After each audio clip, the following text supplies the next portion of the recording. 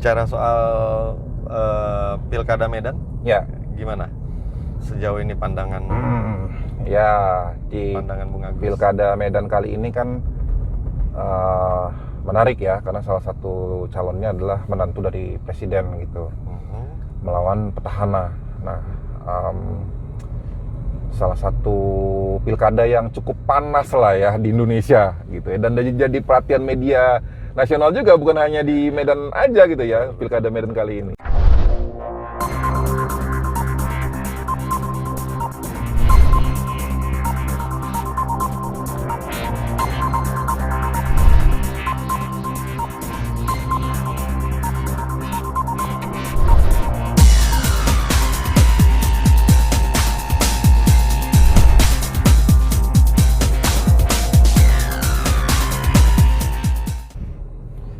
Kembali lagi bersama kami, Deddy Ardiansyah dan Agus Perdana, Ya.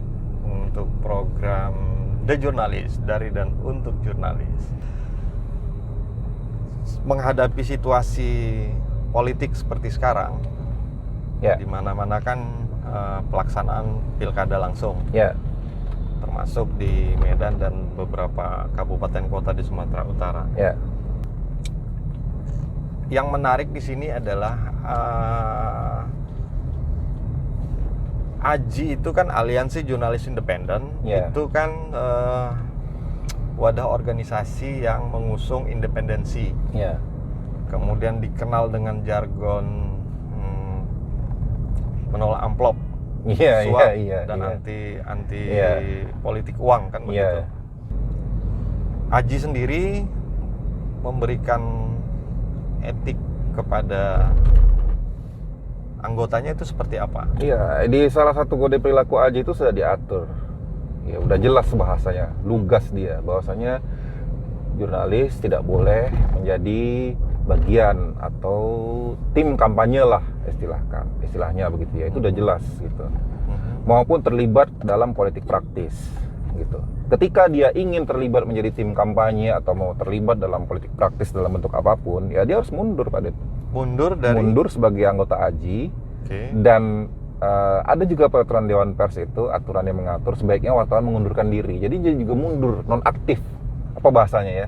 Mengundurkan diri, saya berhenti jadi wartawan. Karena itu tadi, ketika dia bermain politik, ya terlibat ke dalam sebuah politik ya, baik menjadi tim kampanye, relawan ataupun politik praktis, maka prinsip independensinya itu udah kabur dia, Pak Det. Itu dia. Ya misalnya dia pilihan hidupnya menjadi relawan atau yang politik praktis, ya silakan aja, nggak ada yang bisa menahan. Saya paham. Gitu. Bro Agus ini agak apolitis memang. Jadi kawan-kawan yang melihat status Facebook, Instagram ataupun Twitter, nggak pernah sekalipun beliau memposting sesuatu yang bernuansa politik. Iya. Kan begitu. Saya jaga itu sekali, Pak Den. Ya, Iya. betul. Saya paham itu. Iya. Tetapi ada beberapa yang saya tahu itu Iya. adalah anggota AJI juga. Iya, gitu iya, kan. iya. Nah, mereka secara nggak langsung, mungkin sekarang tidak ya, tetapi di Iya. Pilpres yang lalu itu perangnya itu sangat tinggi gitu loh.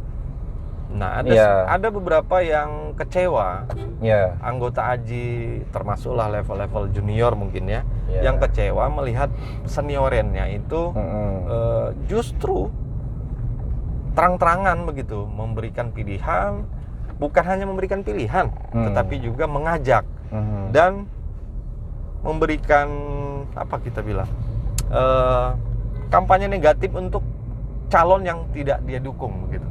Iya, iya. Itu iya. etikanya bagaimana sih sebenarnya di AJI? Iya, seharusnya kalau memang anggota AJI harusnya paham lah ya begitu-begitu, nggak usah dijelasin panjang lebar. Tapi kalaupun ada temuan seperti itu, Iya. saran saya ya bikin aja laporan ke majelis etik gitu. Oke. AJI itu ada sistem namanya whistleblowing gitu. Jadi masyarakat umum pun yang mengetahui pelanggaran etik yang dilakukan oleh, itu kan etik deh ya pelanggarannya ya, bukan pidana begitu.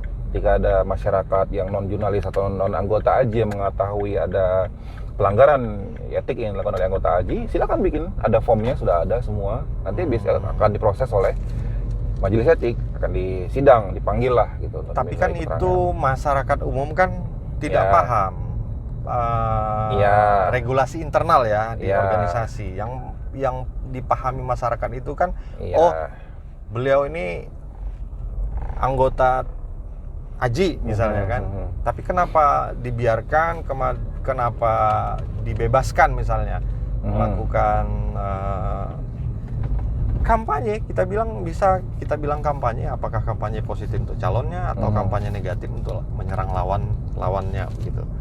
Nah, itu haruskah misalnya ada respon internal dari organisasi tanpa harus menunggu laporan begitu. Untuk menertibkan yang seperti ini. Respon internal bisa saja, misalnya dilakukan oleh pengurus. Oke. Artinya kasusnya itu dilaporkan oleh pengurus, itu bisa, gitu ya. Sidang persidangan majelis etik itu biasanya kan harus ada pelapor dan terlapor, Oke. gitu. Kemudian ada disertai dengan bukti-bukti, gitu. Jadi begini Pak Det, kita melihat kasus kriminal di depan mata kita. Saya ambil analogi ya. Udah jelas-jelas di depan mata kita lihat, gitu. Misalnya ada kasus pencurian lah misalnya, gitu. Nah biasanya polisi ya, ketika mereka bekerja, polisi ini kan sifatnya kan menunggu laporan. Oke. Kecuali untuk kasus-kasus tertentu yang mereka bisa bertindak gitu ya, misalnya kasus kriminal murni itu polisi bisa langsung bertindak tanpa ada delik, tanpa ada aduan dari si korban begitu. Nah dengan prinsip yang sama itu ya kira-kira seperti itu prosedurnya, hampir sama lah. Saya pikir di organisasi lain juga bukan hanya di AJI ya, itu prosedur internal itu pasti ada gitu. Ketika kemudian tidak ada laporan misalnya, bagaimana majelis etik bisa bertindak atau melakukan persidangan gitu? Apakah kemudian pertanyaannya majelis etik kemudian bisa langsung bertindak sendiri? Dia hakim ya, tapi sekaligus dia juga sebagai polisi. Dia menangkap penjahat. Kan enggak gitu kok. Itu yang masih harus berarti kita sudah ada yang dikenai sanksi ya? Iya. Bagi anggota AJI yang sepemahaman saya sih selama ini kalau AJI untuk kasus pelanggaran etik itu biasanya cukup keras lah ya untuk itu tadi. Untuk makanya etika di AJI itu kan banyak tuh ya, kan berjenjang malah kan begitu. Berjenjang. Ya. Etika itu bukan hanya sikap ya. Itu kan termasuk perbuatan tadi kan sikap ya, tapi juga misalnya ke dalam konten jurnalistik Pak Det gitu.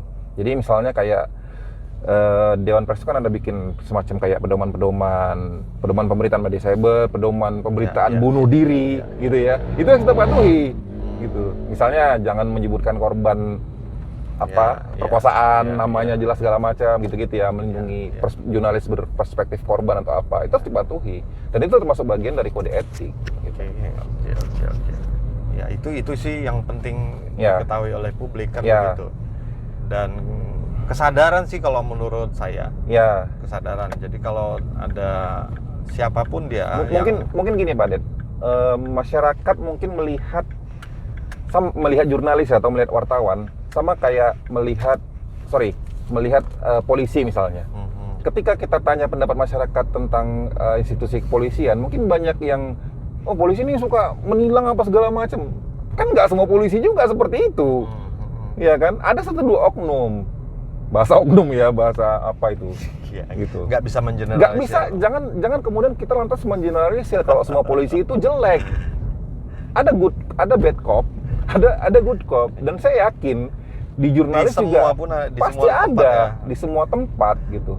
Ya. Jurnalis ya maybe ada yang bad jurnalis, tapi juga ada good jurnalis. Begitu juga media. Gitu.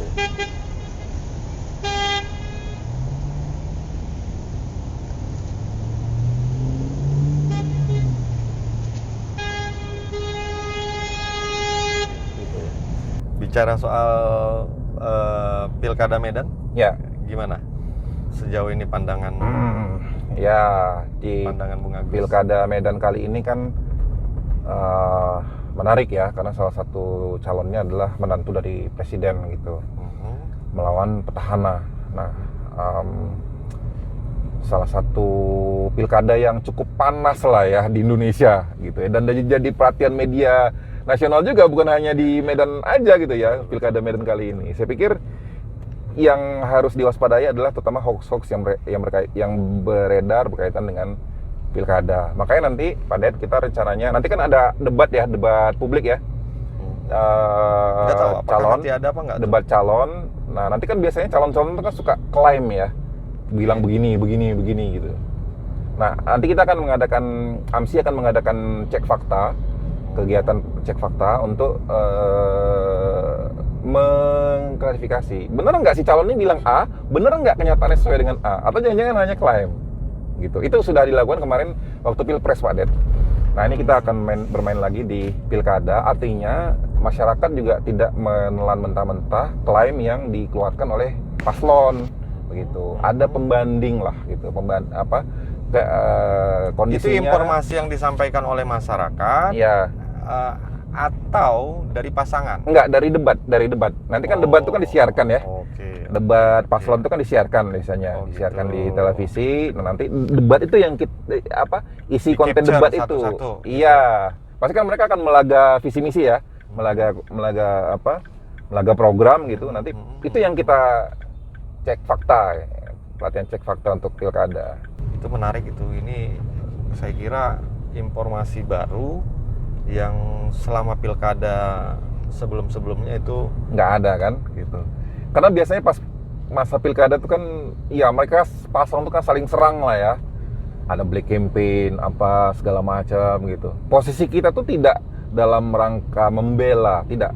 Posisi kita tuh ada independen, kita tidak punya salah satu paslon gitu, dan yang kita misalnya lah katakanlah yang diklaim salah satu paslon itu ya benar seperti itu, ya benar kita sampaikan. Tapi kalau salah ya salah gitu. Jadi tidak ada yang benar kita salahkan, yang salah kita benarkan gitu ya. Oke, itu untuk AMSI sendiri. Iya. Nah, secara umum itu pandangan Bung Agus sendiri terhadap situasi seperti sekarang itu bagaimana?